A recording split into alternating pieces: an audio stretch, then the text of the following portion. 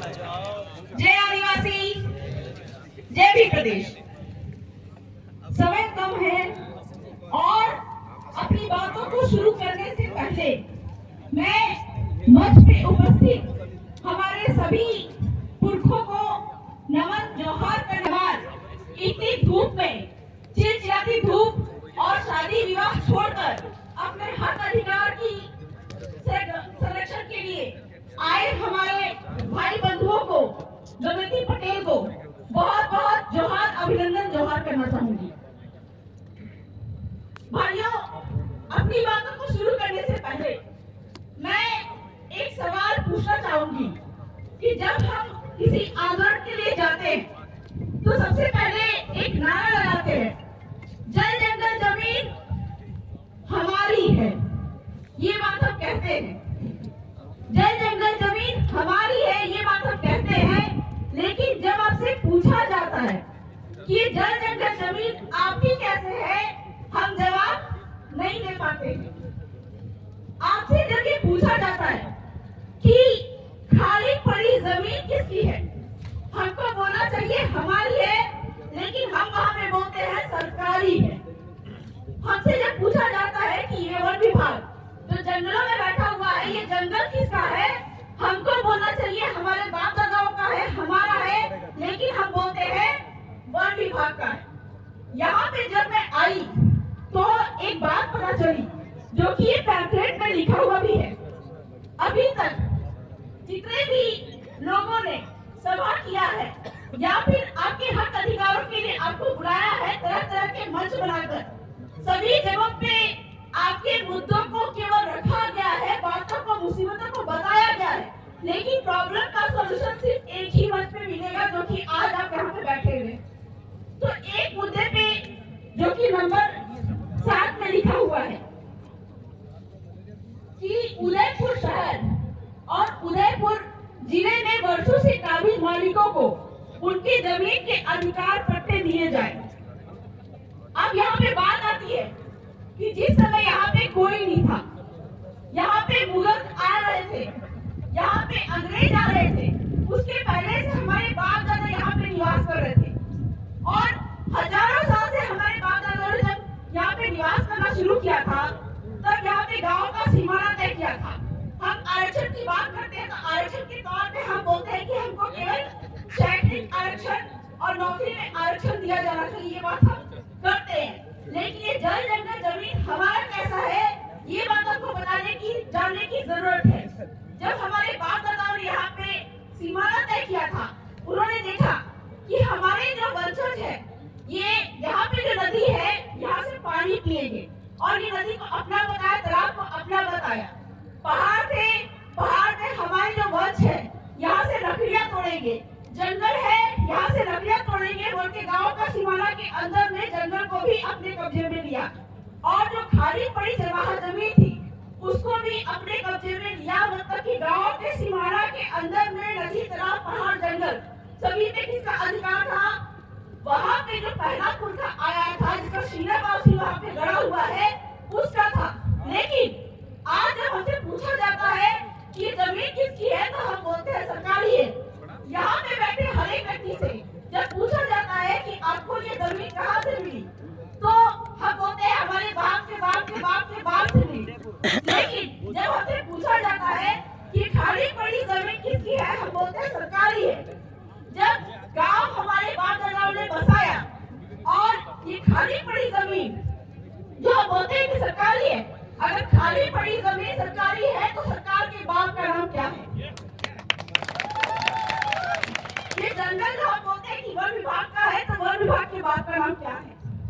जब आपकी जमीन पे आपके बाप दादाओं का नाम है, तो सरकार से हम ये पूछेंगे कि ये खाली पड़ी जमीन अगर विभाग की सरकार के बाप का नाम बताओ, कभी नहीं बता पाएंगे। क्यों?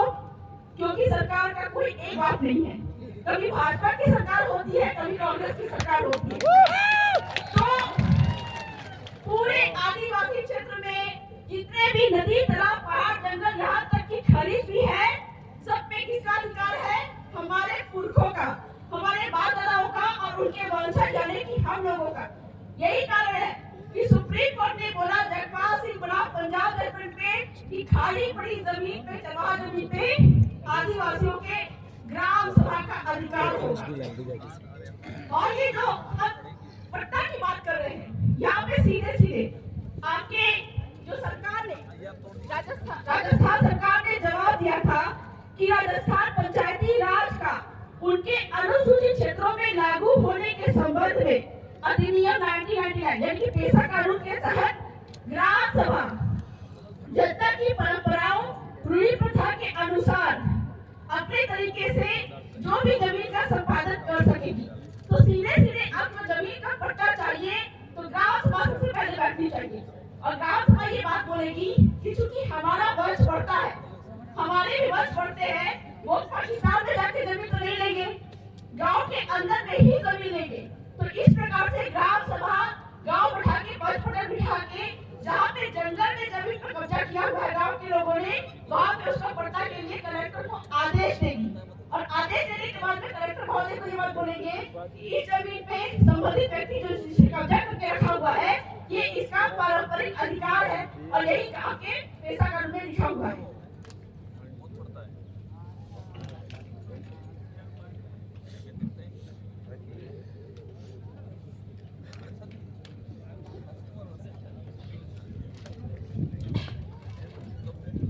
दूसरी महत्वपूर्ण बात जो कि अभी एक भाई काफी इमोशनल हो गए थे, जहाँ पे उन्होंने कई सारे जो राजस्थान के जिलों के बारे में बताया, जिसमें आपका राजसमंद, कुंभलगढ़ आदि भी है, जिनको टीएसपी यानी कि अनुसूचित क्षेत्र में नहीं डाला गया है। मैं आपको बताऊं कि झारखंड में हाईकोर्ट का एक निर्णय आया था जिसमें कहा गया था, इंग्लिश में है, आप लोगों को समझ में नहीं आएगा और आपका जो अनपढ़ नेता है उदयपुर सांसद मन्ना लाल रावत, उसको भी आपको ये बात बताना पड़ेगा। क्या बोलना पड़ेगा? कोर्ट ने क्या बोला? Once an area is declared as scheduled area, then even president himself cannot vary through the subsequent order. समझ में नहीं आया? हिंदी में बताती हूँ। यानी कि एक बार किसी क्षेत्र को अनुसूचित क्षेत्र यानी कि आदिवासियों का क्षेत्र घोषित कर दिया गया तो उसको अनुसूचित क्षेत्र से हटाया नहीं जा सकता है। लेकिन आपके यूआईटी यूडीए में विस्तार बढ़ाने के लिए जो आदिवासी क्षेत्र है, पार्थिव क्षेत्र है, इसको घटाया जा रहा है और उदयपुर शहरी को, सामान्य क्षेत्र को बढ़ाया जा रहा है। ये सबसे बड़ी गलती हो रही है और सबसे बड़ी गलती आपकी ये है कि आपका जो अनपढ़ उदयपुर सांसद है उसको आज यहाँ पे बिठाना चाहिए था ताकि वो सीखे और तो आने वाले दिनों में ये बात जो है कि 5वीं अनुसूची की बात जब करेंगे तो मांग के साथ में आपको कानून संविधान की बातों को भी लिखना पड़ेगा, क्योंकि वो दिन गए हमारे पुरखे जो है उन्होंने अंग्रेज जो कि बंदूक से लड़े रहते थे, 3 धनुष से उनसे लड़ाइयां लड़ी। लेकिन हमको क्या करना है कि वो दिन गए कि हम 3 धनुष से लड़ाई लड़े, हमको जो लड़ाई लड़नी है वो कागज कलम से, और चूंकि वो कानून के माध्यम से हमको बांध रहे हैं तो विधानसभा और लोकसभा में हमारे प्रतिनिधि भेजकर वहाँ पे हमको अपने हक अधिकार की बात उनसे लेनी पड़ेगी, जो कि हमारे जो सांसद विधायक महोदय यहाँ पे बन के गए हैं, इस राज्य व्यवस्था से बन के गए हैं, आपके माध्यम से जुड़ के गए हैं।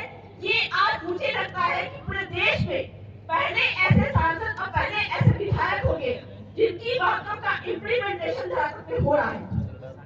दूसरी बात है कि मुझे याद है हमारे पुरखे जो कि बंडारे हो गए हैं, दादा जगदीश भाई पांडोर, उनके तत्वाधान में हमारे भाई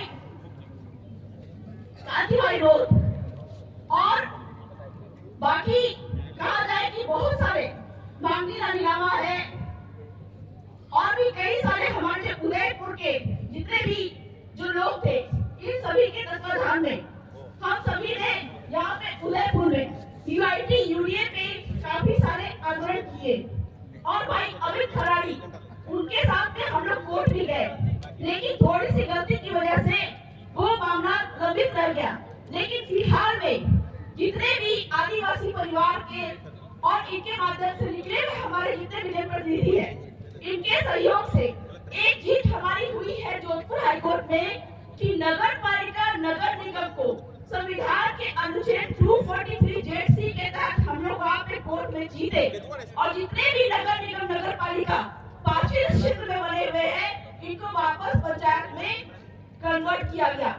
तो आपका जो यूआईटी और यूडीए के माध्यम से यहाँ पे जो आपकी नगर पालिका विस्तार करती जा रही है, सुरसा के मुंह जैसा रांचल के मुंह जैसा जमीन उठती जा रही है, इनको हमारे सांसद विधायक महोदय और प्रतिनिधियों के माध्यम से और आपके द्वारा उनको वहाँ पे कलेक्टर महोदय को मैं आवेदन करती हूँ कि नोटिस दिया जाए कि जिस तरह से बाकी सारे क्षेत्र में नगर पालिका नगर निगम को हटाया गया, ठीक वैसे ही उदयपुर के जितने भी नगर पालिका नगर निगम है इनको भी हटाया जाए और इसके माध्यम से जो प्रोजेक्ट आया है यूआईटी यूडीए इनको भी हटाया जाए, क्योंकि सुप्रीम कोर्ट ने ये बात यहाँ पे आपने बार-बार लिखी है इसमें कि यहाँ पे लगातार रिजॉर्ट बनते जा रहे हैं, बड़े-बड़े कहा जाए कि बिल्डिंग्स बनते जा रहे हैं। लेकिन मैं आपसे पूछना चाहूंगी कि जिस समय यहाँ पे अंग्रेज आए थे और अंग्रेज देश छोड़ के गए, क्या वो दिल्ली में बने हुए कनॉट प्लेस को लेके गए?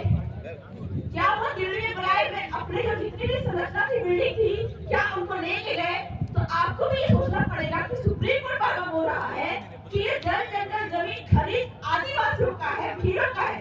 आपकी जमीन पे चाहे मोदी जी यहाँ पे घर बना ले, चाहे बड़े-बड़े रिजॉर्ट बना ले, अगर जमीन आपकी है आज नहीं तो कल वो जमीन उनको छोड़ के जानी पड़ेगी और पूरा का पूरा रिजॉर्ट आपका हो जाएगा। और जरूरत है कि तय समय पे और सही सलाह लेकर सही लोगों का हाथ पकड़कर वहाँ पे उनसे सवाल करने का और वहाँ पे उनके हर हलक से वो सारे अपने हक अधिकार को लेने का।